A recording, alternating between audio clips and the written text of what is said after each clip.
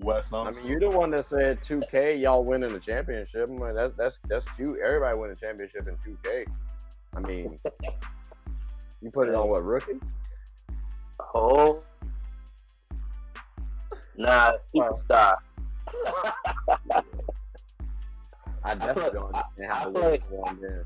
I play in the bubble mode. Okay, I got you. That makes sense. That checks out. Y'all boys ready? DC the beat man. So epic.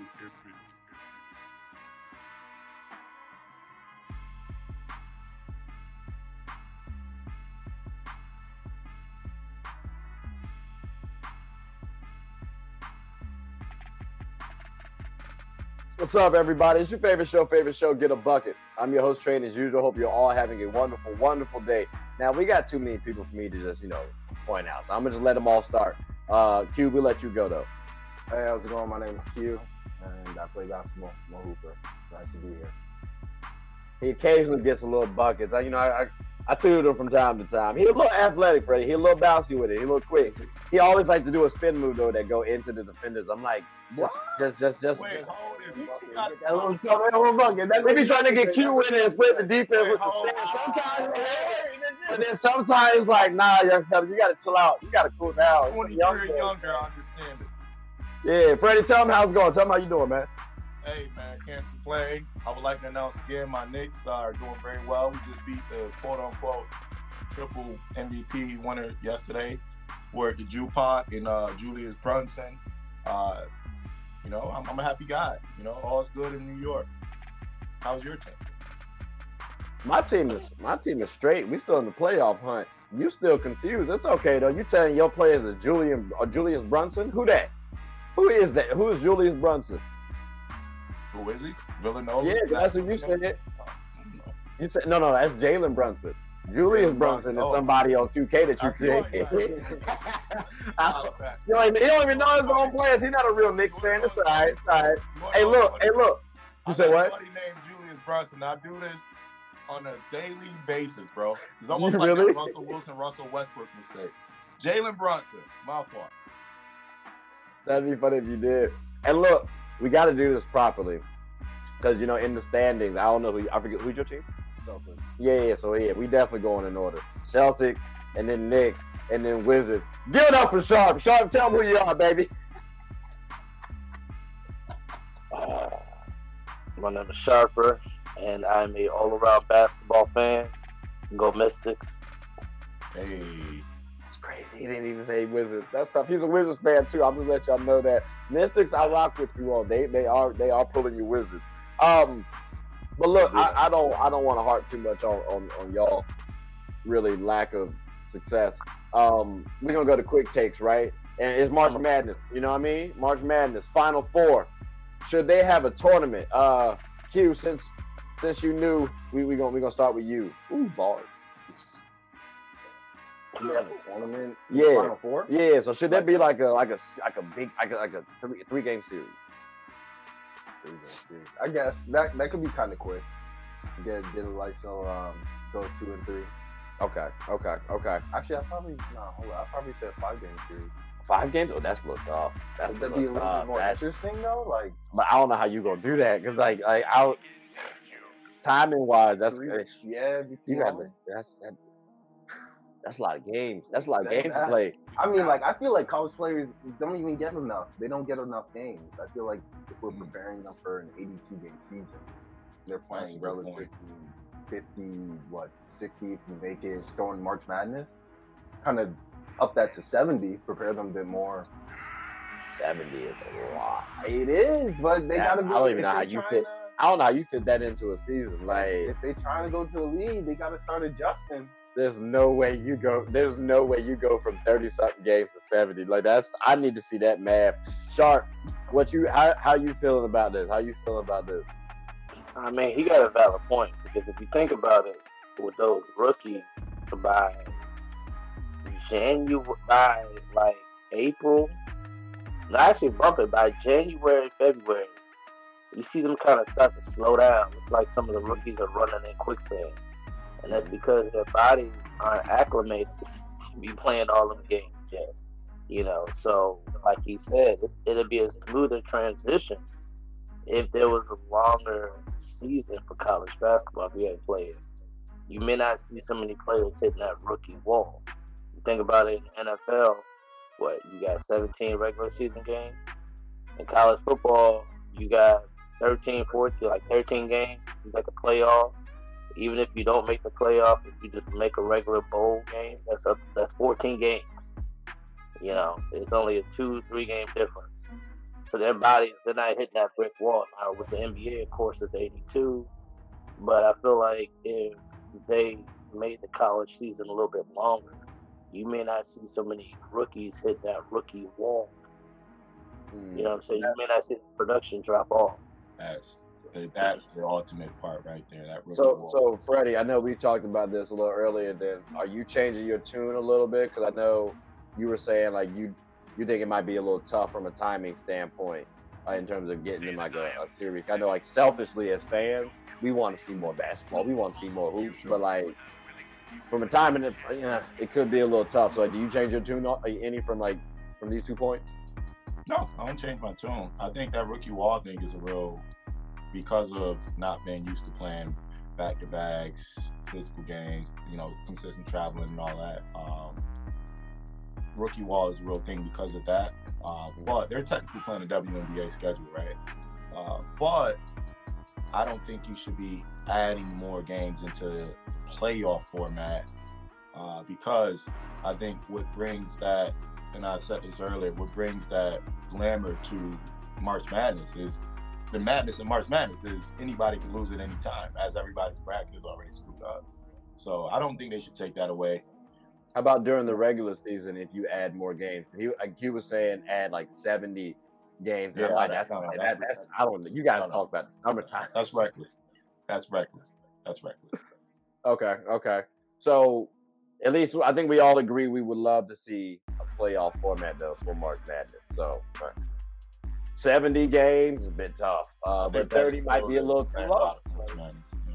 So maybe we can find somewhere in the sweet spot 40, 50 games, maybe. That we can find something like that. I don't know. We'll see what shakes. We'll see what shakes. See what's fair. We'll see what's fair. Now, Freddie, we're here. It's that time. That King slander. You know what I'm saying? The Sacramento King slander. Is it fair? Now, again, I just want to get some context. There was a point in time where Freddie did say the Kings do not deserve confidence. And it came at, I got the screenshots to prove it. As you shake your head, they are seeing the screenshot and you saying it. Now, it came after when they beat the Clippers and a reporter was saying, Coach said before the game, he said that this game is going to tell if we are who we say we are, we'll figure out a way to win this game. That's what he said before the game. And y'all took it to double overtime and won the way you did. With the way the West is and the way that the push is going to be the final, 23 now, is this to you guys a statement game, but as much also like a testament to yourselves of like, yes, like this is more than possible? Oh, yeah, definitely. Like 2 weeks before the All-Star break, man, Mike was talking about it, that we got to close these games out that we need to win because we got a tough schedule coming up after this. And yeah, he told us the same thing. We're going to see who we are. We're going to see what we're about tonight, too. Truth be told, there was defense being played, but there was tough shots being made. Obviously, a lot of it has to do with letting people get in a rhythm, but, I mean, I feel like we made just about every shot tough for Kawhi. He missed 6 shots out of 22. So, like, there's not much you can really do about that. So, I mean, they made 26 threes. 26 for 45, almost shooting 60% from 3. We just had to grind this game out. We were on the second night of a back-to-back, but it is what it is. We have a younger team than them, so you have to give someone like Kawhi different looks. But like I said, 16 for 22, 6 for 9 from 3. The best you could do is make him give the ball up. So I'm assuming the change comes from that stretch where there was 4 straight turnovers that you guys forced. He got 3 of them. You got 3 of them, and it led to kind of that infusion of energy you needed to make this happen. Yeah, man, this is obviously that's one of the better teams in the league, one of the deepest teams in the league. at the end, I just wanted to try to make it tough on PG. Just trying to pick up, do whatever we could do to kind of speed them up. Obviously, like I said, that's an older team, more vets, very physical. You know, they want to slow the game down, and that's all we did. We just tried to speed them up. What were you guys' thoughts with the addition of Russell Westbrook coming in after a back-to-back and performing the way you guys performed? What is the statement that you guys have made tonight as the Sacramento Kings? Was it thoughts about Westbrook or was it thoughts about us? Because I don't give a fuck who's over there. Yeah, we ain't worried about that. It doesn't matter. Man, we here. You see the league, the talent in this league. There are a lot of talented teams. Obviously, he added talent to this team. But we come in, we worry about us. We here too, though. We coming at everybody, for sure. He was trying to highlight the Clippers a little bit. He was like, well, I mean, we're not really scared of anybody. Like, you know, there are a lot of talented teams in the league. We're not scared of anybody. We're here to hoop. That's how I took it. And then Freddie made his comment. Ever since that point, he did say that he has changed his tune a little bit. So, I mean, am I free to talk now? I want to let you are. Go ahead. All right. So let me know when you're done so I could give them the real story. Go ahead. That was the real first and foremost, I don't ever knock any person or anybody, any team for being confident. Everybody should be confident. So let's get it out the way. You never said that? You never said that.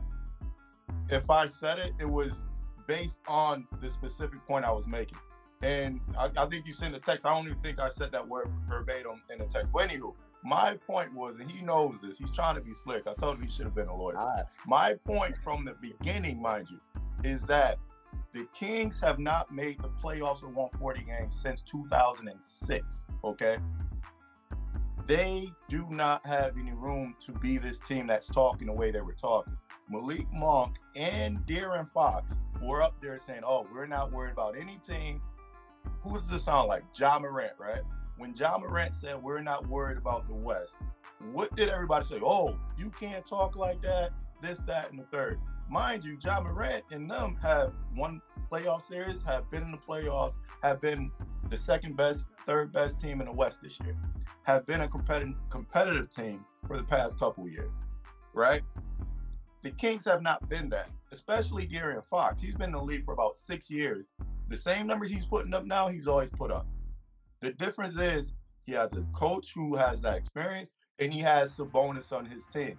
So my whole point was, when Malik Monk, who has not been to the playoffs either, right? Charlotte getting smacked in the back of the head by Michael Jordan, and last year played good with the Lakers, with your bum Lakers. Didn't make playoffs, right? He's on the team now, a good team, a high offensive efficient team, who's also my bum Lakers is being led by your man Braun. Just saying. Cut you off, bro. Cut you off. Who's also a bottom 5 defensive team. When they're coming out talking like this, I'm like, where's the room to talk like this? You should be worried because you weren't even in the playoffs last year, let alone for the past 18 years, right? So that's my whole problem. It's not them being confident. It's them saying they're not worried about any other team. You should be worried about teams. Humility goes a long way because none of y'all have even sniffed the playoffs yet. That was my point. It wasn't, I don't think they should be confident. And that's what he's not adding in there. No. So, again, when they said they're not worried about any other team, they were saying they're focused on their team. And you directly said they should not be confident like that. Again, the text message proves that. Like, I ain't gotta, I'm looking nice right now. But again, Q and Sharper. Q and Sharper. Do y'all feel like what Freddie just said was fair? Because right now they are a 3 seed, almost a 2 seed. They were a 2 seed at one point in time. If the playoffs were to start today, but they would be a 3 seed. So based on this season, is that fair from what he said to y'all? Sharper, let's start with you. I would agree because it's just like, for example, you look at the Memphis Grizzlies, apparently they got now a rivalry with the Warriors. And you got people like Dylan Brooks up there talking. And, like Clay did it last night. Clay went like this. How many, he held up 4 fingers. Like, yeah, y'all, okay. But until y'all have gone through the playoffs, and y'all have actually gritted and grinded it out, which Memphis is known for grit and grind, but until they've actually done it, you can't be up there talking like you've been there when you've never been there before. Because what you say will come back. Like you've been there, real quick. But When you you've say never talking been like there you've been, before. The man speak, Trey. no. When you say talking like you've been there, again, they're saying they're not worrying about anybody else's team. They're worrying about their own team. They even highlighted how there's a lot of talent in the league. Like that's what Darren Fox said. Was it thoughts about Westbrook or was it thoughts about us? Because I don't give a fuck who's over there. Yeah, we ain't worried about that. It doesn't matter. Man, we here. You see the league, the talent in this league. There are a lot of talented teams. Obviously, he added talent to this team. But we come in, we worry about us. We here too, though. We coming at everybody for sure. That was in the video. So again, Right, you defending yourself. You gotta let your man speak though. I'm clarifying because you painted a picture that wasn't correctly what was actually said. You're making it sound like they're going like how Ja and the Grizzlies did, and that's not how the video was. Who do you look at around the league as you're studying and say, we're going to have to run through them? Celtics. No one in the West. Nah, I'm fine in the West. Go, Sharp. Yeah, what I would say is, y'all both are right. One, they should be worried about other teams. Because you can't, when you a bottom 5 defensive team, you gotta make sure all your I's are dotted, T's are crossed, ducks in a row. I get where you're coming from, Trey, because you said they're only focused on themselves. They should be, but they also should be worried about other teams, because if they can't get themselves together defensively, then they're gonna get bounced in the first round. It's gonna be a one and done. Everybody always talks about defense wins championships. I know it's cliche, but it's true. So is that worrying about other teams or worrying about your own team? Because you're saying they got to fix their defense. I'm saying it's a mix of both. What I'm saying is you should be worried about other teams, but also you should be worried about yourself, basically saying that you need to be able to correct or try to fix or limit whatever mistakes you can do as a team and fix certain things within your team while also focusing on other teams as well. Because if you play against a team that's going to attack and they know that you're a bottom 5 defensive team, it might be a sweep. It might be a 4-0 or it might be a 4-2, whatever happens. It'd be out quick. That's what I'm trying to say. And Trey, I think you're missing out on the fact that they were line them up and like that beam up. And I think you got to go back and watch that video again. How Malik Monk and him were talking. They were talking from a place of, yeah, we here. We don't care about nobody else. I think Russell Westbrook was part of the question when they were talking about that as well. Because I'm like, oh, why you brought up Russ? Because I didn't hear that. I didn't see the full clip initially. When I went back and watched, look at how they were talking. Line them up. We like to beam up and all that crazy talk. That's not a place of, we're confident. That's a place of, we're overconfident. Even though nobody except for pretty much Harrison Barnes and Sabonis have really had success and been in the playoffs. That's all I'm saying. For people who haven't accomplished anything, how can y'all talk that way? Y'all getting ahead of yourself. Especially when you're not even a good defensive team. Was it thoughts about Westbrook or was it thoughts about us? Because I don't give a fuck who's over there. Yeah, we ain't worried about that. It doesn't matter. Man, we here. You see the league, the talent in this league. There are a lot of talented teams. Obviously, he added talent to this team. But we come in, we worry about us. We here too, though. We coming at everybody for sure. I get so y'all won't make it far at all.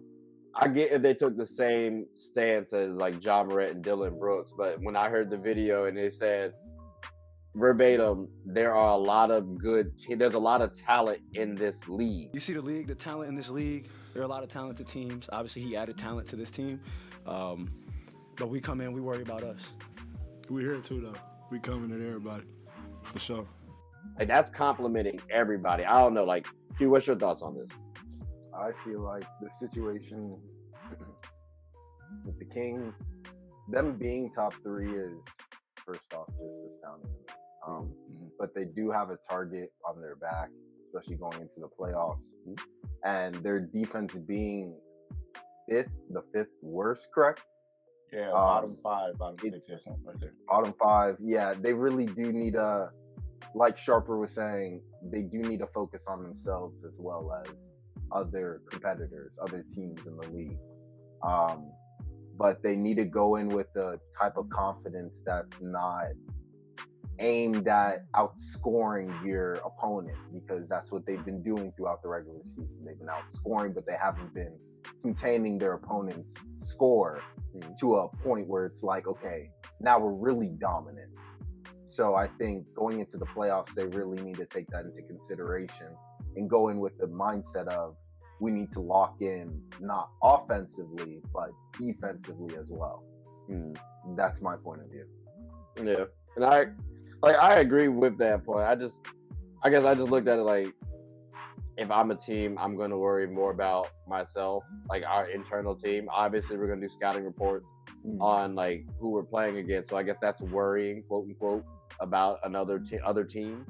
But end of the day, if my team's defense is 5th worst, I'm worried about my team. You know what I'm saying? I'm not worried about someone else. So that's how that's how I took it. So, but I mean, like you said, Freddie, like everybody interprets stuff differently. So that this highlights that.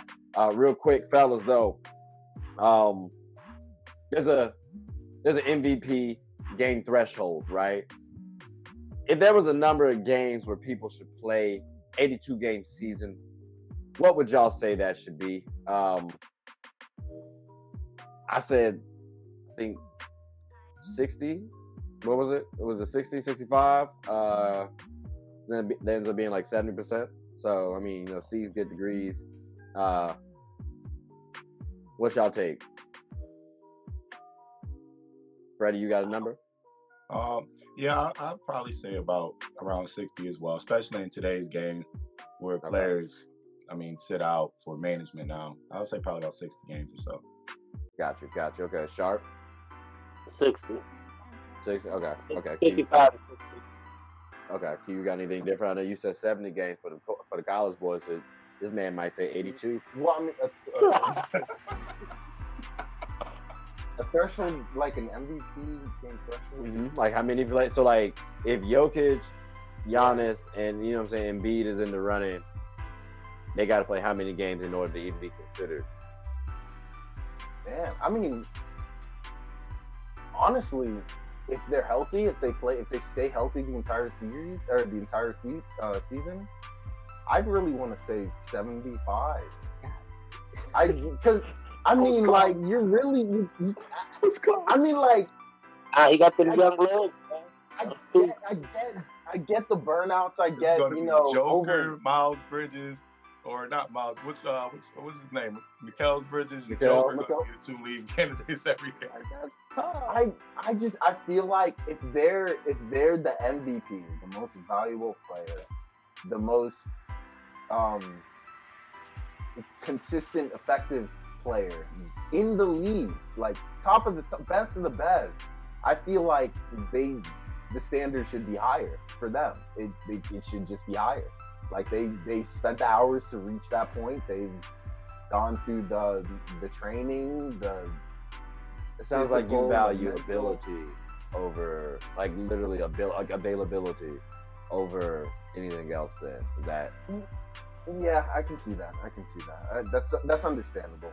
I mean, they say that is the best ability, so. But that's tough though. 75 games for the MVP. I mean, I guess availability doesn't really doesn't really make somebody the best. I guess if they're doing let's say Damian Lillard is consistent for all 82 games and he's dropping 15 points the entire season. Then you have someone like LeBron dropping 30 in 65 games. Who has contributed more? Probably LeBron. So as far as being available, I would prefer the MVP to be more available just so that they can showcase why they're the MVP. But at the same time, I can understand why they could utilize more time to rest in preparation for the playoffs. 75 is tough. I ain't gonna lie to you. I think a lot of NBA players might. That's some 19. Yeah, they might start their own league. They might take Kyrie's option and start their own league. Oh, I don't know. God. Yeah, we might not make you commissioner. I think we just found that out. It's okay. It's a God.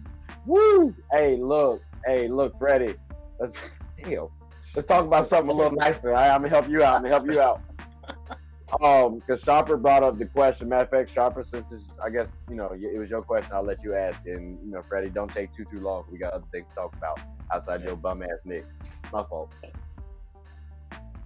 Wow. See, that was unwarranted. See? He took a shot at me earlier. I had to come back. And he was like, I ain't cut you up. I think we won more games in our last 10 than y'all won in the past 3 months combined. But I ain't gonna talk about We won more championships in the last 2 decades than y'all have ever won. I'm just saying. It's about the rings, Freddie. It's about the rings. Okay? It's about these things here. It's about these things here. You feel me? I'm gonna tell you a secret. I'm gonna tell you a secret. We got more rings than y'all. Technically, only been watching basketball for 2 of them. My boy, I've been watching basketball since 1996. No, I'm sorry, 98. There you go. Now you want to be like me. All right. So, okay, you know what? I'm gonna switch the question up to no, ask him the question. We got a minute to answer that. We gonna go to the next one. Hey, now, Freddie, who do you think would make better off-season moves? The Knicks or the Lakers? Oh, there we go. The Knicks. The Knicks, because the Lakers realistically don't need to make many moves. I think if they come back healthy, they'll be in great shape. But us, we got picks. We'll have a little cap space, make some moves, and I would love if we go out and get we won't get Jaylen Brown. So we can't get, Jesus Christ. The 2 players I want are both within our division, so we probably can't get them, which are Jaylen Brown or Mikal Bridges. I'll say us though, because we got more draft capital and a little bit more room to go out there and make something happen. The Lakers are re-signing pieces. I wouldn't be surprised if Kuzma makes his way on up to y'all. If he looks, I'm gonna say the Lakers. You know how we do because the Knicks are gonna make a move. I think y'all thirsty right now. Y'all in a good spot. But when I see a team let go of a player like Cam Reddish, that tells me they don't have the eye on the prize, the long ball. But it's okay though. Hey, look, Freddie, before you say anything, wait for it. Transition time. That's move. I had to throw Cam Reddish in there. We talking about valuing NBA assets, which the Knicks were just asses because they let go of a powerful asset in the future. Talk to me, Freddie. I know you. Go ahead. What's your trepidation with Cam Reddish? He gonna prove to y'all why y'all was stupid. Y'all watch college ball at all? Yep. All right. So could y'all tell this man that Cam Reddish had a terrible year at Duke? Shooting terrible. I mean, by Zion he was shooting as many. Please. He was shooting as many shots as RJ and those guys. He just couldn't hit anything. He didn't play well. He was a top-rated guy coming out of high school. He shouldn't have went to Duke because he didn't know how to fit in and be one of the guys. Okay. Now that transitioned over to the league. He should have stayed another year in college, by the way. He comes and plays with Atlanta. I don't think him playing with Trae Young helped him. Although he still did fairly well, okay? He wasn't RJ or Zion. Now, Trae thinks Cam Reddish should be putting up 20-plus a game as a featured player on a team. I don't think he's quite there to being a featured player on the team and it translating to wins. We've seen a lot of guys come in and be that way, right? Now, again, that's not saying he's trash. I think his upside is high. I also told Trae that the Knicks didn't need him because we have crazy depth. We got players right now that are rotational pieces on other rosters that we can't even find minutes for right now. So bringing in Cam Reddish is just another player like that. The Lakers, he wanted the Lakers to have him. I mean, that is what it is. But I don't think we needed him, and he thinks we're making a bad decision by letting him go. Clearly we're not, because we're thriving right now. And Quentin Grimes looks a lot better because Quentin Grimes is an easier piece to plug in, who locks up, hits timely shots, doesn't need the basketball. I told him that I think Cam Reddish needs to go like to Detroit or one of those type of young teams where there's no pressure. You can just come in with young guys and grow. So I don't think that's a crime. he thinks that I hate Cam Reddish. I just think that it takes a lot to accommodate Cam Reddish to make him maximize his potential. I prefer Austin Reeves or Quentin Grimes on my roster rather than Cam Reddish when I'm talking about trying to win right now and I have a bunch of pieces in place already. I don't think that's the same. And my statement was never Cam Reddish is averaging 20 right now. Like, Cam Reddish can average 20 in his career, certainly. Right now, that was never the case. My thing was, from a guard perspective, and when you look at the league, 6'8", lanky, can shoot. Young, athletic enough. I'm not talking about elite athlete, athletic enough. And that's coveted in the league. And when I slap on the potential that he has, the talent he has, you mean to tell me I can't find someone who can give me 10 to 12 points coming into the league? And yes, as a rookie, I'll even give you he shot poorly. Most rookies do. You mean to tell me I can't find someone like that on my like a role for someone like that on my team? And it's not like he's trash on the defensive end. So to let him go for 2 second rounders,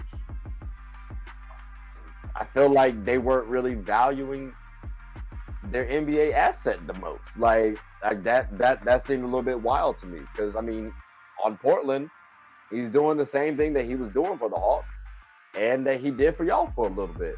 So I mean, to me, it shows that the talent's been there, the coaching, the player development. Like I think he would have been fine in Atlanta, but the player development issue over there that they have, that played a little factor into it. And then it wasn't just basketball between him and Tibbs. I don't think it was, bro. Like I don't know. Like D Rose is still over there sitting down. Like y'all can't find a spot for my man. Like I got questions. So I don't think y'all value your NBA assets especially. But again, Sharper, Q, what's your thoughts on this? Q, what's your takes? Cam Reddish being an asset, an NBA asset. He's a good asset. He's a good guy. He hasn't been performing all that well, especially with the Hawks. And I feel like because Trae Young he's not that point guard that can utilize his team. Like the Hawks program needs him to perform like Curry performs. They need that ball movement. They need him off ball movement. Really get the team involved. And he's trying to be like Kyrie or Luka, ball dominant, when that's not what they need. And Cam Reddish wasn't really able to flourish on the Hawks because of that reason, and the coaching as well. And him going to the Portland Trailblazers, I think, could be a good opportunity because they do have a young core, excluding Damian Lillard and the center that they have. Yeah, they do have a young core, and their program is kind of suited to cater to younger players in their development. So I think if he were to stay there and find a spot, it could work out. So do you feel like the Knicks?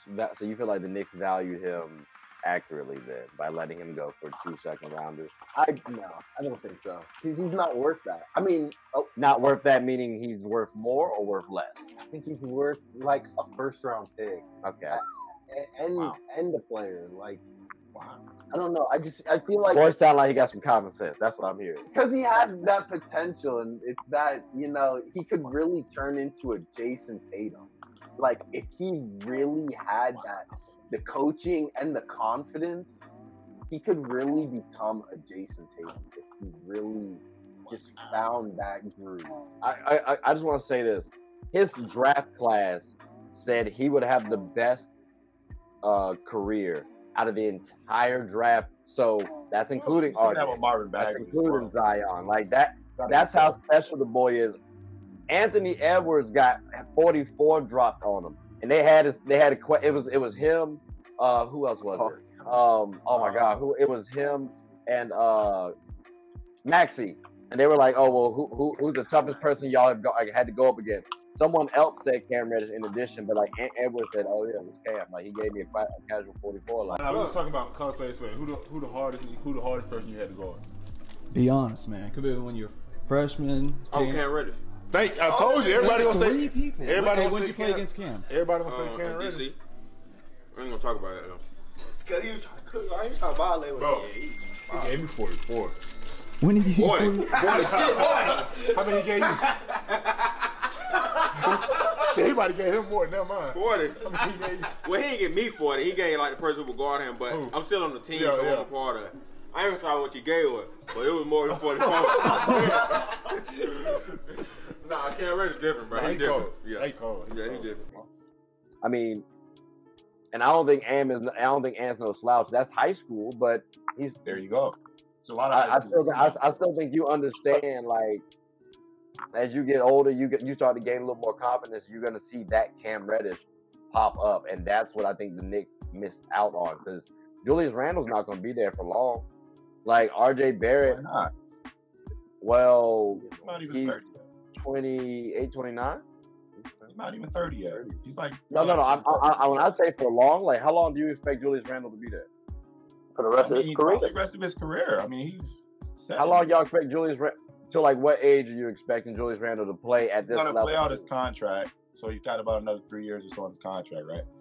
I feel like you can add Cam Reddish into that mix for when Julius drops off. When we added Cam Reddish into that dude, Cam Reddish couldn't flourish.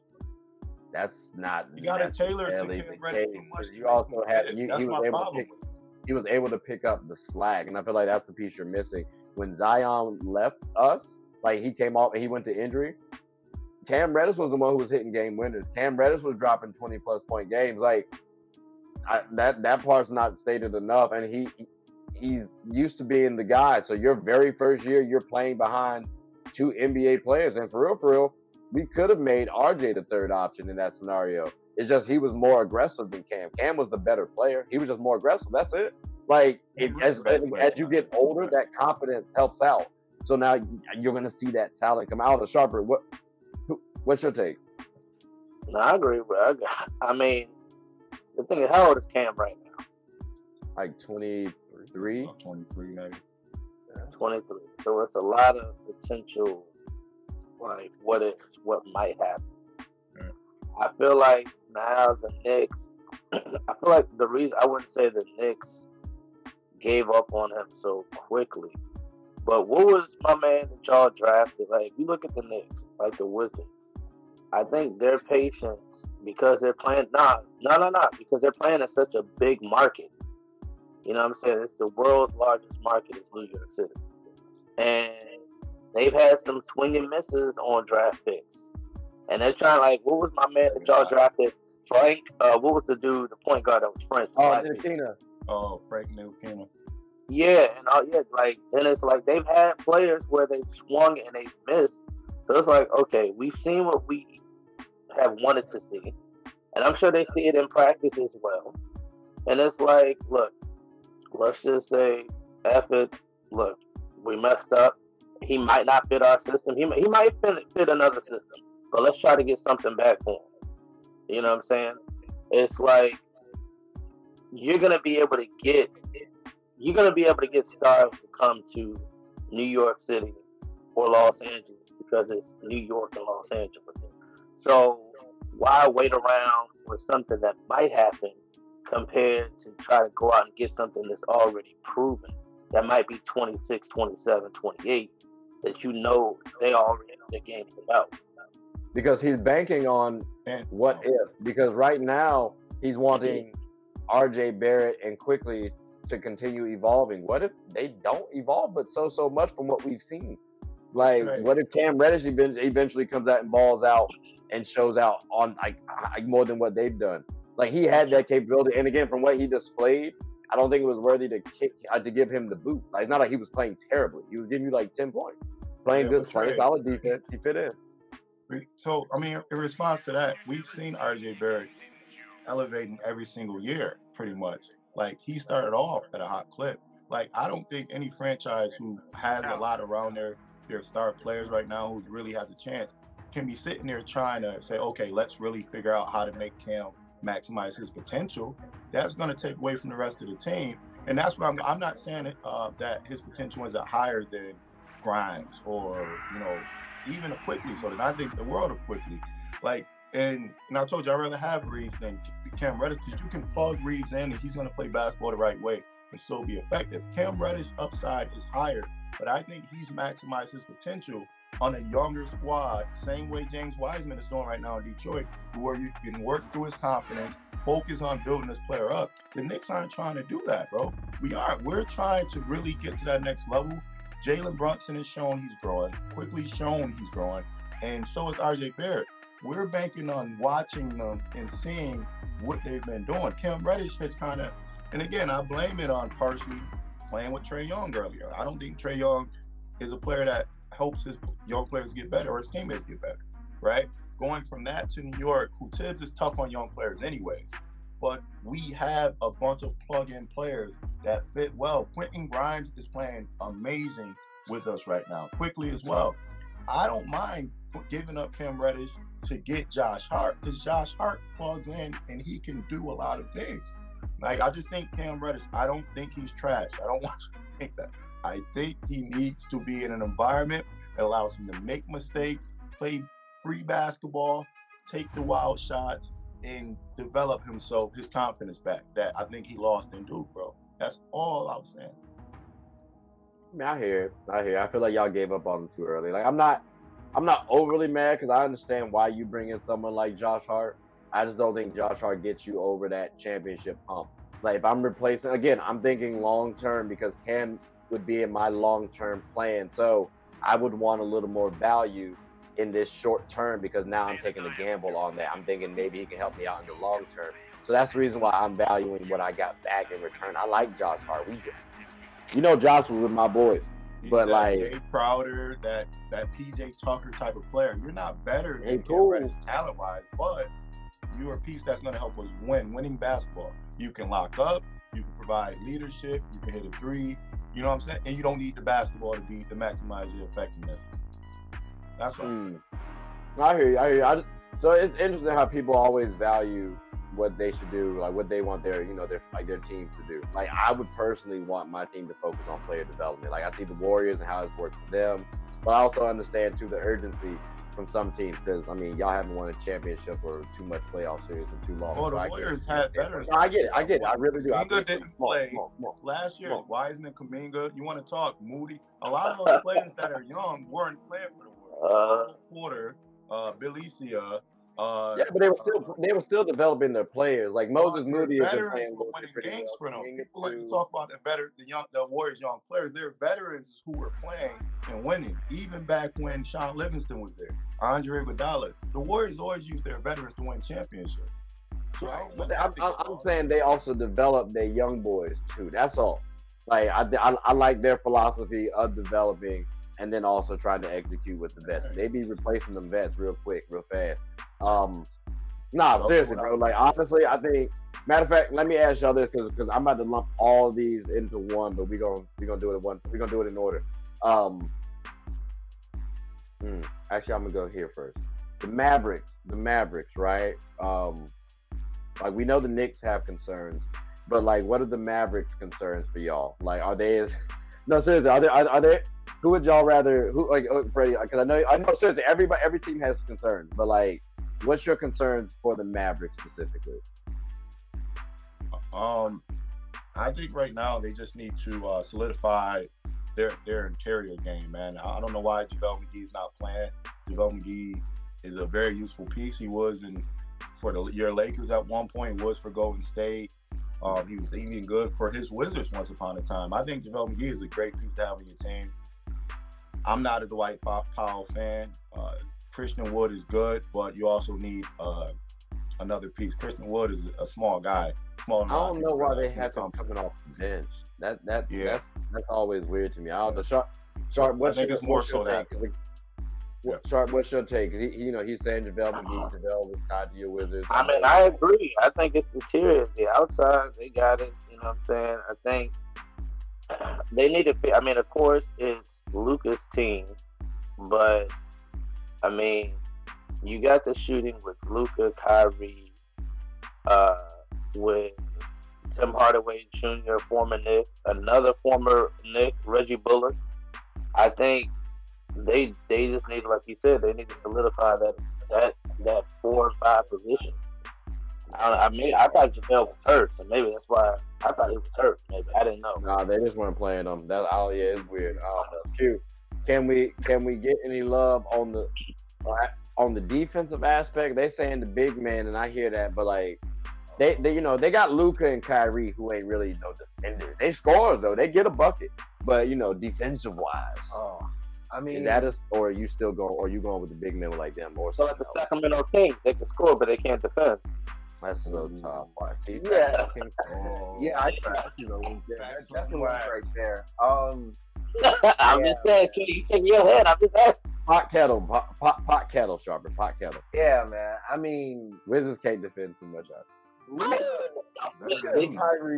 Luka and Kyrie got their defense, but if you put a mismatch on them, they're not like Kyrie's not stopping a bigger guard. Luka's not stopping someone faster than him or stronger than him. But interior-wise, big men, yeah, they need to put JaVale McGee in there. He's got that veteran experience. You can really help the younger bigs grow. And he's known for his defensive skills. He has been throughout his career, and I think he could really hold the fort down if the Mavericks aren't looking to make trades for another big man.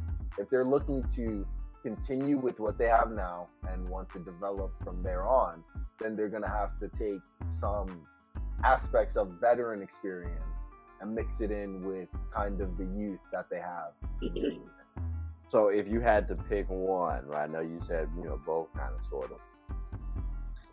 It kind of tie into like the wing defenders or the interior presence. Which one would you had to lean more so on? If you had to choose one. Interior? Okay, so we got 3 interiors. Okay, I'm going to just be different and say wings. Just because I do think because they have the interior defenders, like it'd be too one-sided. Nah, it's like I like the addition of Chris. I think Christian Wood is serviceable enough, but I also understand the trepidation of him playing like as your primary center. But I think you can get 30, 32 minutes of him on the court, sneak in JaVale McGee here and there. Sneak him Dwight Powell, you know what I'm saying? But keep his offensive game flowing too. And he has enough defensive capabilities. So now in the final 4 minutes, I can lean with Christian Wood on the defensive end. But I'm cool with Josh Green defending. There needs to be somebody else. And Timmy, you try hard on the floor defensively, but I can't have you on the floor too much, especially if you're not hitting threes that well. You know what I'm saying? It's Tim Hardaway Jr. on the screen, ladies and gentlemen. But like that, I can't really bank on that. I need a second option on the perimeter defending because again, Luka and Kyrie are not going to be my defenders. So yeah. Now, would you speaking of JaVale, like a lot of things JaVale used to do before Steph became a much better on-ball defender. JaVale used to clean things up at the rim, right? So I think that's where his usefulness come in too. Other than just running the floor, being a loud threat, high energy guy in the screener roles, like him being able to clean up a lot of the perimeter, I guess, let down, so to speak, right? You funnel everything to a guy like that, and he could disrupt a lot of shots at the rim at 7-2. Right. Yeah, no, he's definitely. That's what I'm saying. You gotta play him with Christian Wood because if you don't, like you're not utilizing your assets enough. I don't think they value JaVale McGee, which is crazy. It's wild. Let me ask you guys this: Phoenix Suns, what's your expectations over the next 2 years? Like, is it a letdown if they don't get a chip? Barring injury, is it a letdown if they do not get a championship? Again, my Lakers, like you said, Freddie, we look good. You know what I mean? The Bucks is over there. The Celtics is over there. The Warriors coming back. The Clippers, who knows? They could make something shake. The Kings, maybe they get their defense intact. The Nuggets, they still here. Embiid, hey, we'll see if his knees is holding up. Like, there's a lot of teams out there. But, I mean, they do got KD, D-Book, and CP3 and Ayton. So, I mean, Q. Yeah. Like, who you, like, is it a letdown if they don't get a championship in 2 years? Yeah, I think so. But you got to take in the health aspect. They got to stay healthy. So if they stay healthy, it's a letdown. If they stay healthy, but I say if they're not healthy, if it's like Kevin Durant or Devin Booker's out, but you still got one or the other. So just one injury, you should still be able to win a championship. Because they're both top scorers, and they've been through this. They've both been to the playoffs. They've both been in that atmosphere. And they're working with not only CP3, but Ayton and a couple. Well, they did trade a couple of them. Hey, that's you ask. I mean, now we about to ask the question: can D-Book carry a team to the promised land? Like, are you confident that D-Book can carry a team? Because that's what you telling me right now. Like that by that standard, they should be a contender right now. I don't know, Sharp. You feel like that though, right? What? D-Book carrying the team to the promised I've seen D-Book carry a team. I've seen D-Book carry a team to the chip with CP3 and Mikal Bridges and Ayton and Crowder and all these boys. Like, he had a decent squad. He had an with injured him. CP3 though. Remember that CP3 out. His shoulder was injured. He was playing. Yeah, but he got. Yeah, but that was in the finals. I'm talking about getting there though. I don't.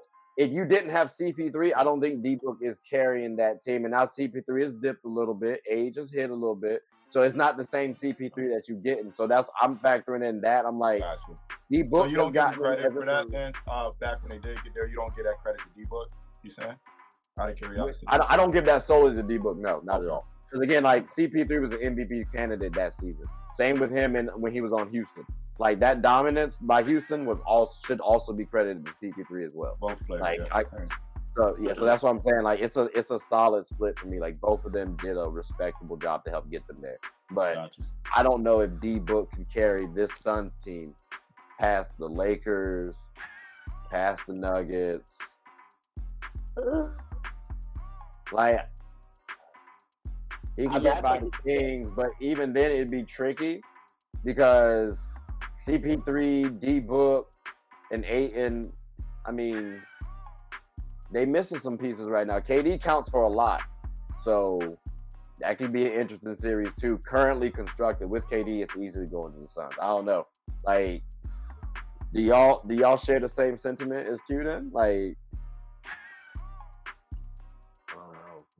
I think the X factor is gonna be CP3. I mean, he's gonna be the X factor. And like you said, Father Time has caught up to him. He's not the same CP3 he was 2 years ago. Teams are now letting him shoot. Like, I was watching the game a week or so ago, and that's what Kenny, Shaq, and Chuck were talking about. Like, they're letting him shoot. Like, go ahead and shoot, bro. We'll let you shoot. They're not gonna let D-Book shoot, but they'll let CP shoot. But that's so disgusting. I mean, he's dropped off.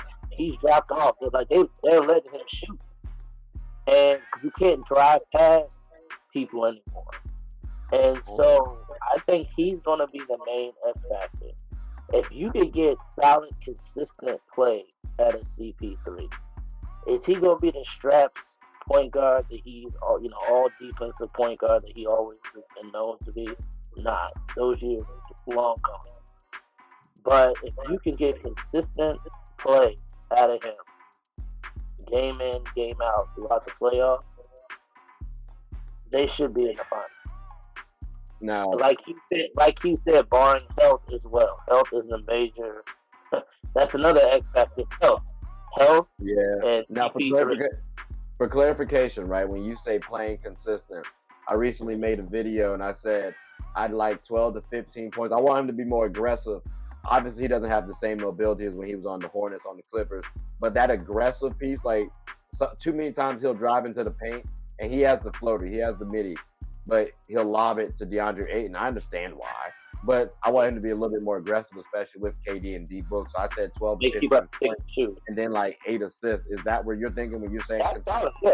I would say 12 to 15 points and about 8 to 10 assists. If he can give you 12 and 10 or 15 and 8, hey, and you get what D-Book gives you about 30, DeAndre Ayton getting you about 20 and 12, and KD, between KD and D-Book, getting either one of them getting each game between 25 to 30, that's solid. Okay. Now, solid. Freddie, I know you don't, you like KD, but that's not your man, right? So what do you need to see from KD on the Suns over the next 2 years? Of course, we would all like to see an injury-free 2 years. So outside of that, what do you expect to see from KD? Because I hope he can get to the top 10 all time. And I think this is the team to do it with. So, because how many more teams is he gonna be on? Hopefully, it's the way of the league now. No, if KD is healthy, KD is gonna do what KD has done his whole entire career outside of last year first round. Like, I don't think that's the norm. Obviously, that's an outlier, right? Every now and then you're gonna have those series, right? It's been a while since he had a series like that. In fact, I'll say when Dallas did him like that, which is a decade ago. You're talking, right? Easily. So he was due for a series like that. But we know KD for being KD, who played versus Giannis by himself and put up some crazy numbers, right? That's how we know him. As long as he's on the court and healthy, he's gonna be that guy more times than not. So that's what I expect. I don't see no slippage in his game. In fact, I see him getting better still, even to this day. So, yeah, if they're healthy as a team, bro, I think they're going to win one of these next two. Okay. If they're healthy, what's the chances they go back-to-back for you guys? If y'all had the number percentage-wise, like 50%, 75, 100? We say back-to-back, just getting there or winning it? Winning it back-to-back. Say 25%. 25. Q, you said 50. Sharper, what you got? I said 50. 50%? Okay, I got you. Now, fellas, I did save the best for last, and we don't have to harp on these guys too much, right? Because we do got another topic to talk about, which is more entertaining. Is it a playoff team you about to mention? Yes, it is. The Lakers. Depends on the day. So, my Lakers, right? It might be a little bit concerning of us getting to the playoffs. It might be. What's your biggest concern? And I'm gonna start it off with the Laker fan. We losing too many damn games. Like I'm sorry, we losing too many of these chippies. Like something. Houston, really? I understand we didn't. Houston, really? Like, come on now. Like, Sharper. Like, what's your big Houston? Really? Come on now, Sharper. What's your biggest concern? One concern. You got 30 seconds. LeBron's the biggest concern. You might have a minute. Talk to me. I'm scared, man. Look, I saw him in his chamber yesterday. He was rehabbing and everything like that. LeBron is 38 years old, man. Just broke the record. He can't do this all by himself. Him and AD, those are my concerns. Their health. AD for a second I thought was turning into Mr. Glass. I thought, every other game he was out. But Houston, Houston beat somebody else. Didn't they beat like Boston? We're not gonna go down. This is Lakers territory right now. It's Lakers conference. I brought up Houston to say and be disrespectful to Houston, but at the same time state that we lost to them. So that's tough. But you say health though to the big dogs. All right, I understand that. I mean, I feel that. But we can still get to the playoffs while they're at least Bron's injured. AD is injury-ish. I don't know. Q, what's your thoughts outside of the two big dogs being injured? What's your biggest concerns for the playoffs for us? D'Angelo and everybody kind of just getting back into the flow of things, their chemistry, without LeBron being on the court and kind of the newer faces around AD and D'Lo. They haven't really played together before. So chemistry. Yeah. Okay. But D'Lo's had that experience of playing with like a big man. Anthony Davis has had that experience of playing with a guard, but they just never not together. They had a big man on the Nets? Jared Carver or Jared Carver? Jared Allen. What big man are you talking about? Please don't say Gobert. No, not Gobert. Jared Allen. Oh, Cat. Yep. Oh, I forgot. To be fair, Cat didn't play this season. It slipped me. My bad. I was thinking Wolves this season. Cat won't really play, and I was really hoping he was not saying Gobert. Okay. No. Okay. All right. Cool. Cat, they've been a good duo. I think I think AD is like way better version of Cat. More athletic. I think more athletic. I think Cat. More in that aspect. Better. Yeah, from a shooting perspective, like the shooting touch, Cat got that. Yeah. But AD is a better, like, more athletic player. That's what helps him out. That overall better. He could shoot. I mean, overall better. I'm not denying that. I'm just saying, yeah. Defense. I won't defense too much. Freddie, we got health issues to the brow and cervical, receding hairline. We got team chemistry issues. What's another playoff concern for my Lakers? I mean, it lies, like I said, with health. That's always been the issue for y'all for the past 3 years. It's literally just been y'all health. I don't think anybody would ever, a team that has AD and Brown, if they're healthy for even 65 games together, right?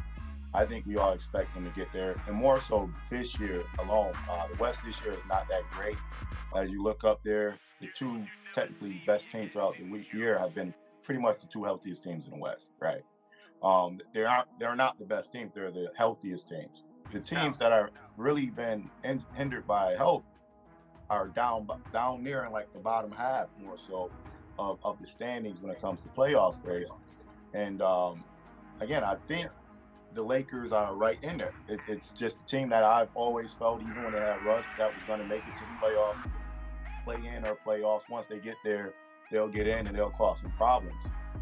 They're still right there, but now the problem is the health. They need about 5 of these last games to I mean, that's why I said my biggest concern. I hear every single one of y'all boys, bro. Like, health, always a concern in all sports. Chemistry issues, always a concern. Us losing the chippies tell me like we feel like we not confident for whatever reason. Either that, we playing too lackadaisical. I can understand a team getting hot.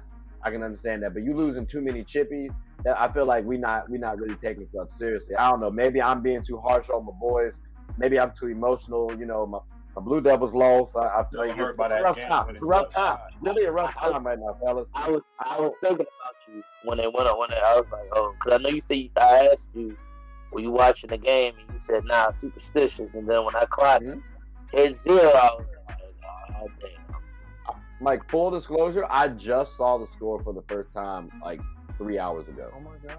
Like, I just saw the score. I saw the notification. I saw someone say, like Freddie text saying, "Oh, Trey, sorry for my condolences," or something like that. I immediately put my phone on Do Not Disturb. Easily. Like, I didn't even. I needed a moment. I really did, and then just it got away from me. I don't know what to tell you. Like yesterday, Apple was my MVP. You know what I mean? Which is that transition. Because fellas, that's what we're here to talk about. The NBA MVP. I'm gonna just say this. Freddie has been very slanderous over this last season, right? I like to get ahead of the curve sometimes. He like to see things before he jump on the bandwagon. I understand that.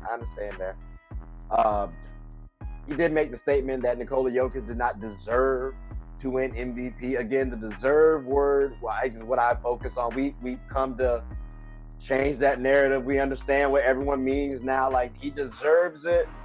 Is he the winner? Okay, and so I say usually the winner should be, you need to be top 4 in win shares. Your team needs to be top 10 to 15% in the league. And if you got like a Wilder situation, I kind of use that because it's my last name. But like, if you got a Wilder situation, like Russ winning it because the triple double, like we hear something like that, all right, cool. So based on it right now, point in time, I gotta go Joel Embiid as my MVP. And it's a toughie.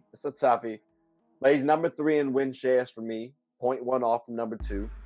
His team is number 2 in the league, and that 10 to 15% is like number 4, 5, 6, right? And then, his head-to-head versus Giannis and Jokic, he's won. He's actually outdueled both. And the Jokic one, maybe it splits the series, but he destroyed him even though he got a triple-double. That's cool. But you drop 47 points, I believe, and you win the game. That's all that matters. So I go Embiid for that reason. Freddie, since you were the most controversial, feel like you can go next, and I feel like we haven't started with you in a minute. All right, so once again, I got to clean up what he accused me of saying. I said Joker does not deserve to win. They're reading the screen. They're reading the text. Consecutive MVPs, and that's my problem. I said he's deserving of it this year based on, everything. And that was at the time. I don't think he's deserving of it right now, but it was always he should not be winning 3 in a row. He shouldn't have won 2 in a row. But anywho, so I'm right. Win the MVP Joel is my first. Giannis is my second. Then I got Joker at number 3 right now. And for me, it's because he's leading the league in scoring for a second straight year. His team is top. They may have moved into the second place. Number 2. Okay, number 2 right now. He's an elite defensive player as well. So he's in both MVP candidate and Defensive Player of the Year candidate. That tells you value right there, if nothing else does, right? And he's just, as far as efficiency, he's efficient around the court as well. So, and then he has those big games, like you said, when he babied Joker to show people there's a difference in analytics great players and actual great players. Your eyes can tell you. So, yeah, I think he's made all the cases this year. Okay. Let me speed past. Does anybody else feel differently about the MVP thus far? Nah.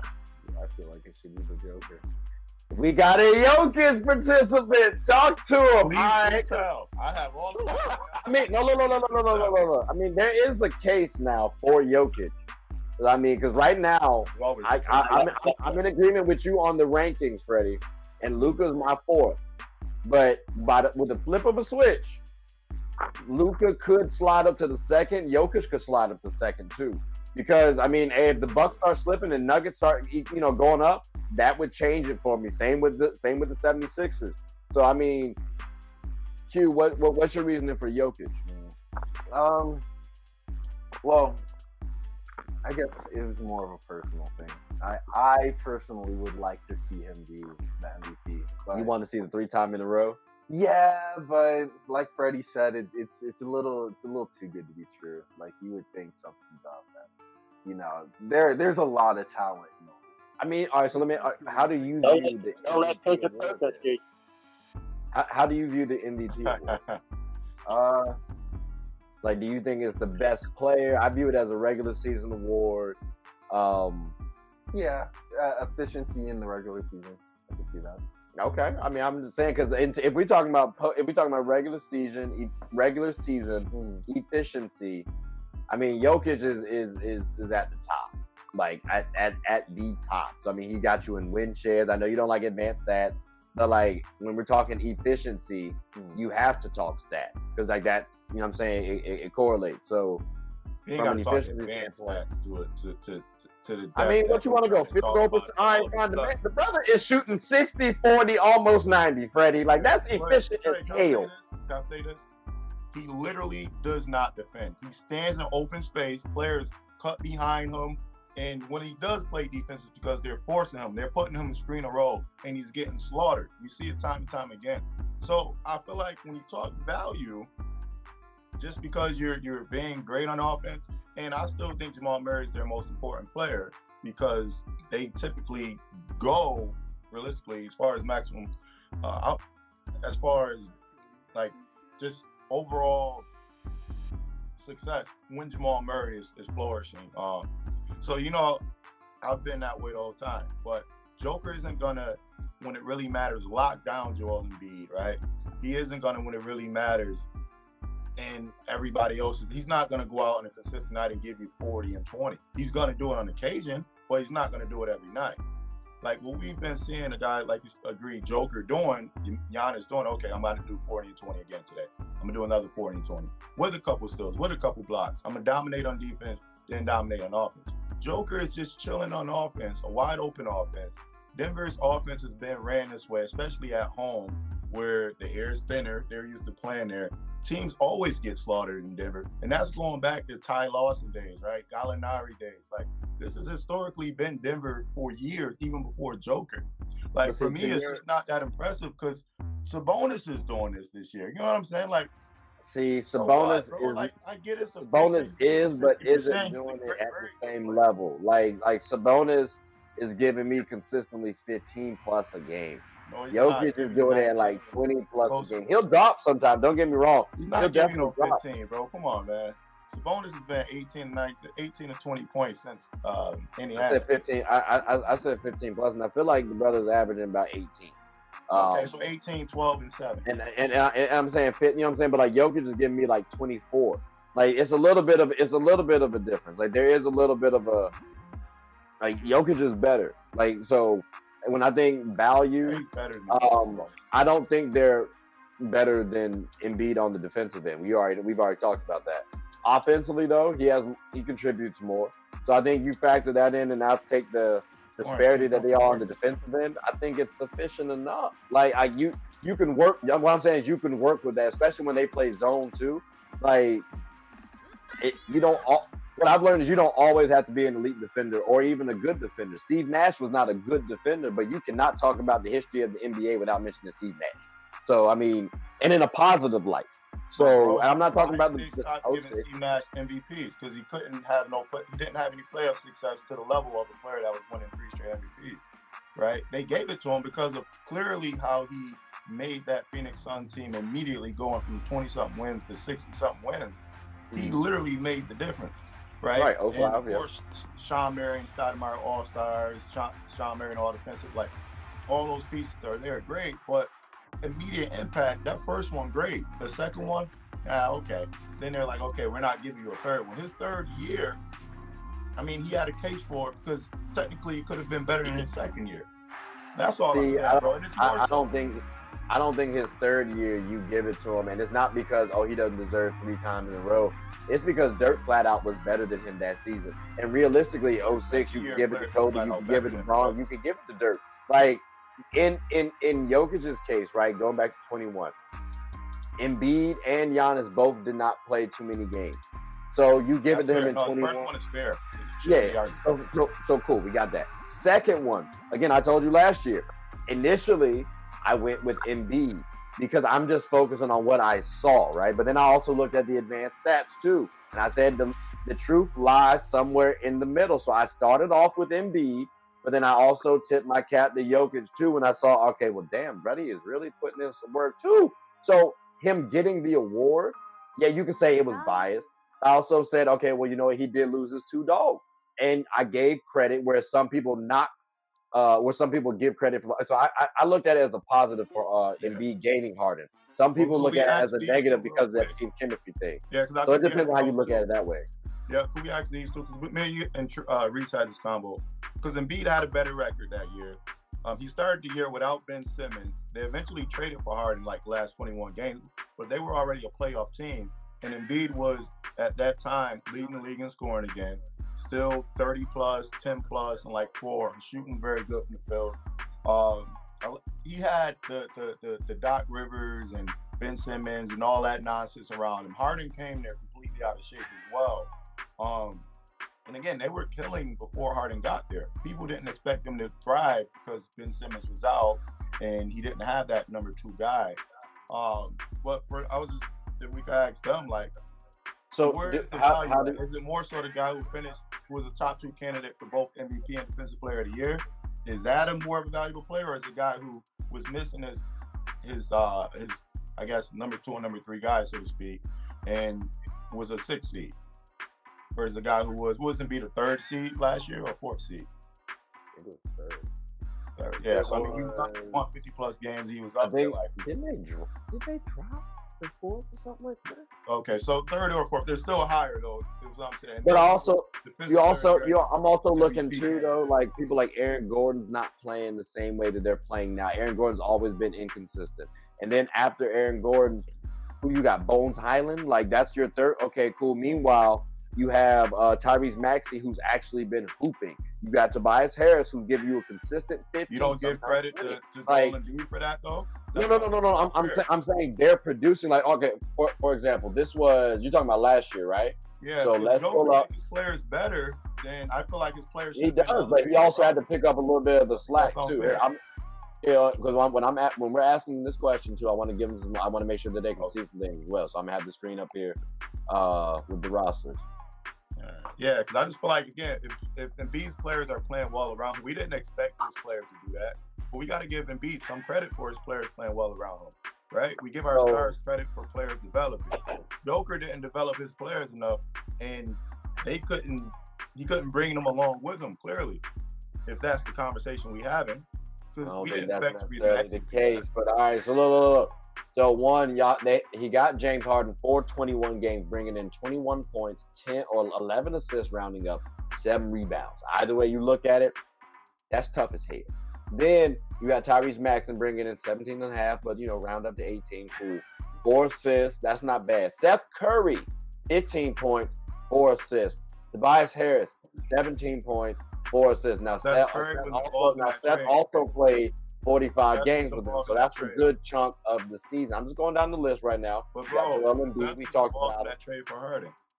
No, I just say he played 45 games for him. I highlighted that, but again, he played 45, giving them 15 and 4 assists, like shooting 40% from 3.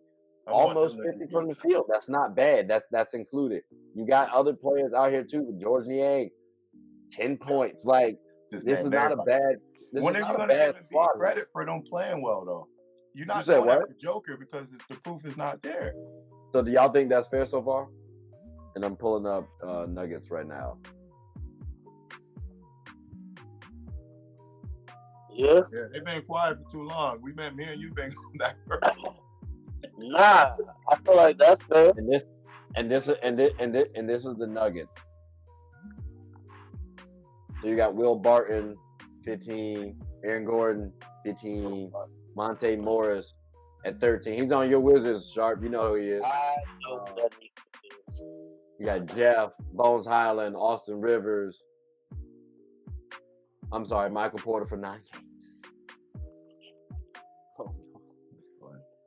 Like I favored Philly on the team aspect around Embiid. But can you say Embiid elevated his players? Did he elevate Tyrese Maxey? Did he elevate? You know what I'm saying? So when you say he elevated his players, speak on that a little bit. Like how did he elevate the gravity around Embiid when he's on the court? Team are double teaming, triple teaming him. So that's going to create open shots for Seth Curry, who is an elite shooter. That's going to create more opportunities for Tyrese Maxey. That's going to create more opportunities for Tobias Harris because you haven't beat on the court. With Joker, he's doing it this year, but again, when you got Jamal Murray, who I consider an elite scorer, not an elite player, but an elite scorer, and Michael Porter Jr., who's a 50-40-90 type of guy, like you got those type of guys who go and get their own bucket, but they also can catch and shoot as well as they can. The team opens up, right? Why couldn't he? Bones Highland's a very good player, right? Aaron Gordon was there last year as well. I forget who else you mentioned, but Will Barton. Will Barton's a bucket. Like, why couldn't you elevate those players if you are who you're supposed to be? That's what I don't get. I've seen great players elevate less. I've seen Iverson elevate George Lynch, and Aaron McKee, Eric Snow, Dikembe Mutombo, right? I've seen LeBron elevate those 7 Cavs. I've seen Luka elevate. Okay, hold on. Again, when he really quote unquote. I get you. I got you. So maybe let me ask it. Do you guys feel like Joel Embiid elevated his players more? Because personally, honestly, no one on this team roster is on the level of a James Harden. Seth Curry would be one of the better players on this team. Tyrese Maxey would be one of the better players. Like I guess, do you guys get the sense that Joel Embiid had better players around him, or that he elevated his teammates more so than Nikola Jokic did? Who, I mean, you're looking at what's your thought? Well, I find it interesting that not only the roster or the stats, I guess, for the Nuggets is, I don't want to say mediocre, but it's underwhelming in the sense of like there's no other primary scorer except for the Jokic. And just to get back at what I said earlier, Jokic did play 74 games in comparison to Embiid's 68, averaging 27, playing with a mediocre Nuggets team, not really much happening. Offensively, probably good defense, but I'd have to look at the stats a bit more. Excluding that, the fact that the Nuggets were 6 at this point in time, they were 6 in the West. Yep. Is kind of surprising to me. I would even go as far as astonishing, because they're not really putting in anyone excluding Jokic isn't really putting up anything sensational.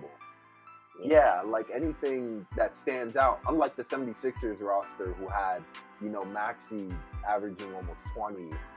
Tobias Harris had almost 20 as well. Harden was averaging 20 averaging a double-double. Almost a triple-double. And then you have Embiid averaging 30 points.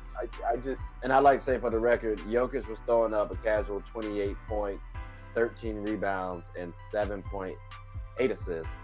Mm-hmm. So, I mean, I guess for me is when you say he was, I guess, improving his team or that's tough because I view his teammates as better than on the Nuggets. Again, Aaron Gordon's been playing well this season.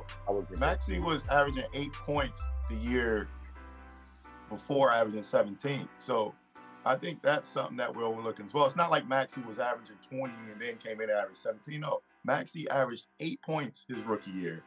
And then coming in, we thought, Ben Simmons not there, Philly's going to struggle early on. I think that matters as well, is what we were looking at, all that nonsense around Philly. Ben Simmons hurt, Ben Simmons out because of all his nonsense. The Doc Rivers and Ben Simmons fall out. Like, all of that took place. We were down on Philly. They come into the next year, and Tobias Harris, who's been asked to take a back seat, was able to get into what he got into, right, offensively, back into why he got paid, score a little bit more now. Therese Maxey was able to elevate and take the next step. And then, almost at Austin Rivers, Seth Curry was able to, that might have been his career high prior to getting traded, 15 per game. Like, that all came on the clock of Joel Embiid. You know what I'm saying? It's not like he had this whole veteran team of just killers. We weren't looking at Seth as the Seth that we pretty much look at him now, before that outburst of 15 per game. Like, I think we're overlooking that as well. And Harden came 21 games in. I give you that. They won at a high clip once Harden got there, but they were winning prior to Harden getting there as well. But I guess it's just going back to how we all value the assets. Again, I valued his teammates as better because, again, too many people were inconsistent on that squad, on the Nuggets squad for me. Sharper, I don't necessarily think we got your take on this. How are you feeling on? Do you feel like the Nuggets had the better roster or do you feel like Jokic had the better roster or Embiid? Oh, we on better roster. I mean, the 76ers by far had the better roster. So do you, in terms of the MVP race, do you give that? Do you look at it as Embiid brought out the best of those players because of his dominance, or do you view it as his team was better because his team was better? Like, certain players, I feel like they elevate you and make you step your game up. Like, you know what I'm saying? You look at it like this. People know about Jordan and Pippen and Rodman, right? But some people don't know what like a B.J. Armstrong or John Paxson brought to the game because the importance of Michael Jordan, or Steve Kerr, Tony Kukoc, Ron Harper, players like that. They made them step their games up, just like what Freddie was talking about. I mean, without AI, people not really talking about no Eric Snow or Aaron McKee or whatever. People not really talking about them like that. You know what I'm saying? Certain players make you step your game up, and they elevate you, and they make you. That's what part of it is. It's like, how can you help your other teammates elevate themselves and elevate their game? Absolutely. Because at the end of the game, so you feel like Embiid elevated everyone's game, because I definitely remember Tyrese Maxey getting a little saucy the year prior a couple of times, and you saw that talent there. His rookie year. Like, Freddie, I can rock with that from a rookie year. And then especially, I'm expecting him to get 12 to 15 the next year, and you go 15. Okay. But I think, Trey, what you overlooking, bro, is that you're trying to give Embiid, you're trying to take away from Embiid because Maxey averaged 17. Come into that year, they didn't expect Maxey to average 17. So I got it. So what's his name? Seth Curry was a 12-point per game guy prior to that year of averaging 15. Which Maxey was an 8-point per game guy prior to coming in at 17. Now the guys that Joker had, he had Monty Morris and Will Barton, who was a bucket again, Aaron Gordon. Those guys were averaging mediocre to the same numbers as well, 15, so on and so forth. They didn't elevate the way Joel Embiid guys did. That's all I'm saying. Let me ask you this. I don't think when you say they didn't elevate, I don't think that's telling an accurate story. Because again, a guy like Monte Morris gave me about 13. Let me ask you a question. Like, I don't know. Because Harper, let me ask you this: do you think Monte is relying? Do you think he can give you a consecutive 13? Like, or do you think he's more of like an 8 caliber cat? Because I looked at that like he's making it easier for someone like Monte scored. Who is? Jokic. But Monte's all right, Trey. Okay, let me ask you. I'm asking the Wizards fan because he's on this. Let me ask y'all a question. Would y'all say the 1 year that Kawhi was in Toronto, he elevated the Raptors play, and that's what got them to win the championship? 1,000%. He elevated. Think about that. Think about the gauntlet they had to go through, and then they had to play Golden State. Like, would you say that Kawhi elevated? He made the players around him better. 1,000%. I mean, yeah, they had, for example, what's my man that's down in Miami? Yeah, they had Kyle Lowry. They had Fred VanVleet, yeah. But think about it. DeMar, right, the year before. And they weren't playing. They weren't clicking on all cylinders like that when they got Kawhi Leonard. Kawhi Leonard got there for 1 year. He was only 1 year, and they won the championship. He was like one and done, like college piece. But he elevated their game. You see what I'm saying? Like, one player can make a huge difference. Like, it makes you step your game up. That's what Embiid's gravity led to a lot of that. Like, Monte Morris went from 10 to 12. So he increased his output that year. So it's not like he took a step back and all the players took a step back. I think that's my issue. Like, is that you saying as if these players were just like, oh, now we're playing with Joker. No, they actually played a little better. Like, but I just don't think Joker, because he's the offensive guy, right? His gravity's not going to be too crazy because you don't think he can. But when you say his gravity's not too crazy, I guess my thing is you're saying Embiid scored 30-31. Well, I mean, Jokic scored 28 points. Like 31, 28, the difference is 3 points.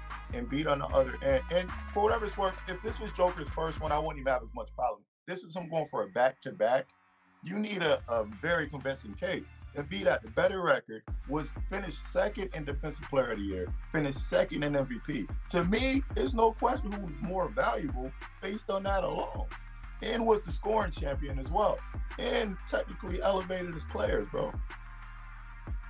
So I guess the difference is ultimately just going to be how we view these teams, because I view it as this man had more talent on his squad than Jokic. Like, to me, it was impressive when I actually looked at the roster of Jokic. Like, a lot of inconsistent players, people who I don't value as like solid starters. Like, if I had to pick a roster, not a lot of these players would be on my team, and I'm talking about fantasy. So like, that's why I gave him the tip of the cap. But the whole point of saying he's in that discussion for number 2. Again, eye test wise, I did say Embiid, I did pick. But then I looked more at it. I thought Jokic did win it too. Because again, I'm breaking it down by team. If he didn't have Harden and still did the same thing, I probably would have given it to Embiid. Because it's like, I don't have anything to put it over. You know, I don't have. He could be on the same roster, but it's close enough. But you add Harden for that 21 games. That's 25% of the season.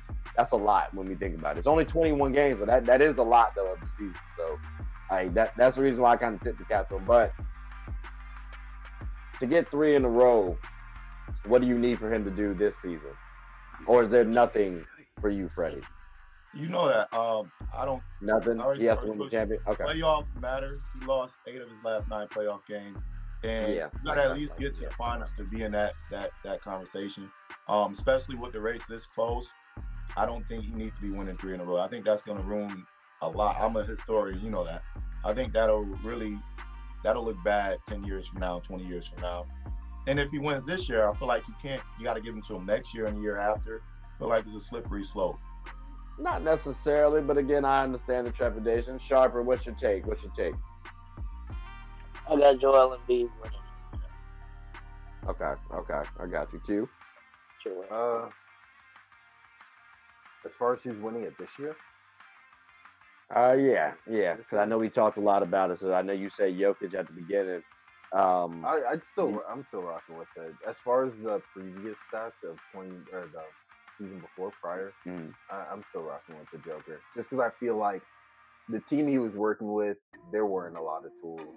I mean, these are cats that haven't really gotten minutes, aren't scorers predominantly, known as being role players, and the Joker kind of just like took what he had and still made it to the 6. But as far as MVP of this year, I do feel like it should go into Embiid. I don't think Jokic should win a third, but I feel like if the Joker played better defense in the regular season, as far as being MVP, I'm taking efficiency in the regular season. On defense, and yeah, I would say he'd be the MVP. But this year, I feel like it should go to Embiid. Okay. I do just want to remind people, the MVP is a regular season award. I think it is a myth.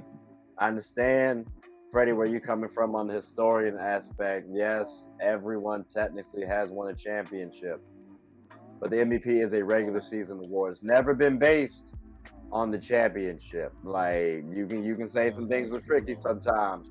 Yeah, it's not true, Trey. That's never really based on a championship. Bro. I hear you. I made a whole video about it. I gave some examples. I mean, if you want to state your case as to why not, that's cool. That's another discussion for another day. I mean, I hear you. I hear you. But I greatly appreciate y'all boys. Y'all have anything? The division was trash last year too. I just want to put that out there. The division was trash. The division was trash last year. I mean, y'all weren't. I mean, y'all might have been trash. I don't think your division was trash, Freddie. So he did that in the trash division. Oh, you meant the one you play in? Because y'all know this is Tim Hardaway Jr. So I get you. I got you. But yeah, that division was trash. So he played well in the trash division. I just want to put that out there. He played all in the trash. That's so tough. That's so trash. Such a Jokic hater. Such a Jokic hater. And that's his ending message too. That's so wild. Like that's like I guess. Sharper, you got anything you want to say? Nah, man. Just hopefully that we can keep losing these games and maybe draft Wemby. Who's we? What about Scoop though? I don't know. Scoop been struggling. I don't know. Oh, okay. Oh, that's tough. So Wizards fans do not want Scoot Henderson. Clipping it up on social media. No, hold up. See that? Hey, Freddie, you see how I didn't say that. He said what I said. Wemby. I didn't say I didn't want Scoot. I said he's struggling. You said Scoot been struggling, implying that you do not want him because the question was asked, "Do you want Scoot Henderson?" And you said he's struggling. That implies that you don't want him. So you want Scoot Henderson? Yes or no? You want Scoot Henderson? America, look at me. Look at my face. Look at my eyes. You want Scoot Henderson? I did not want that man. You don't want Scoot Henderson? I didn't say that. I would be happy either or, Wemby or Scoot. There you go. I just say he's been struggling. Hey, fellas, I just want to throw one more thing out there, and then I'll leave it alone. Joker played in the worst division last year, and B played in the best division. But I'm done. I just want to get that out there. He dropped the mic on that one. Jokic did play with the All-Star. All right, so Q. Y'all teams make the playoffs like mine is. You said, what about your is it one or none? I don't know. It's one of the two because I know they rhyme. Is it one or none champions for you guys, Freddie? Is it one or none? I know the words rhyme a lot. So I get we got two. You got two. We got two. Good for you. That's cute. Yeah. Oh, you rhyme with two? Good for you. Okay, was it Sesame Street? Like Cat in the Hat. That's why. You got anything you want to say before we close this out? All right, well, fellas, I greatly appreciate Who's Q's team? Celtics. The Boston Celtics. Yeah. Y'all probably lost today. I don't know if y'all played or not. I'm just taking y'all lost today, whether y'all played or not. Who did we play? I don't even know. Y'all about to trade Jason Tatum for a bag of chips. Oh no, we can't do that. No, we about to find out. But ladies and gentlemen, I hope y'all have a wonderful one. Thank y'all for tuning in, and until next time, take care. All right, fellas, it's been real.